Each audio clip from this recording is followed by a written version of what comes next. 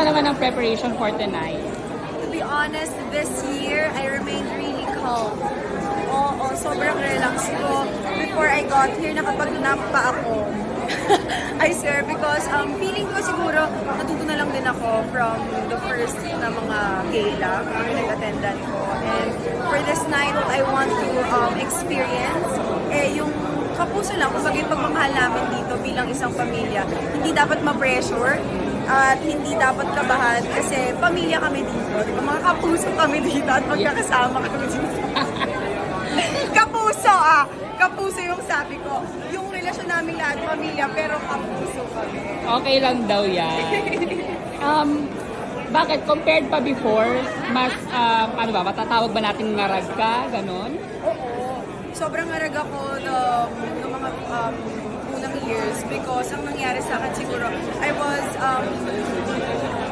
in a series. Parte ako ng isang series. At syempre naman, para sa mga gala or sa mga events na ganito, you need to prepare talaga yung effort mo, yung creativity mo, sa kung paano mo ma-deliver ng maayos, yung, kumbaga, yung branding mo and yung essence mo sa look mo for the night.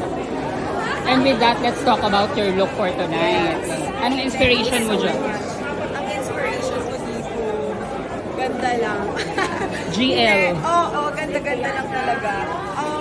Sabi ko nga, noong mga unang years, parang I showed skin, tapos bombshell look, talagang yung laban na laban. Sabi ko, this night, gusto ko lang na maganda lang. Ganun. Prim and proper. Walang masyadong nakalabas. Kumbaga, decente lang. At ano, pansin na pansin ang necklace mo, ang iyong Ruby jewel. oo ang ruby na to, Janice Jewelries. Maraming salamat. This is styled by Perry Tabora and this gown is designed by Arau. Makeup, Jomel Reyes and hair for children. At ang preparation ko talaga, biggest preparation na ginawa ko for GMA Gala is yung pag-cut ko ng hair. Yes, I just cut my hair earlier. And ang sarap, nakakaginhawa siya sa feeling. And parang, I feel so naked, I feel so open, I love it. Sobrang inline lang sa kalma mong ano. Yes! Kalmado lang. Yes. Kaya mo bang share, Faith, kung magkano ang presyo ng iyong jewelry?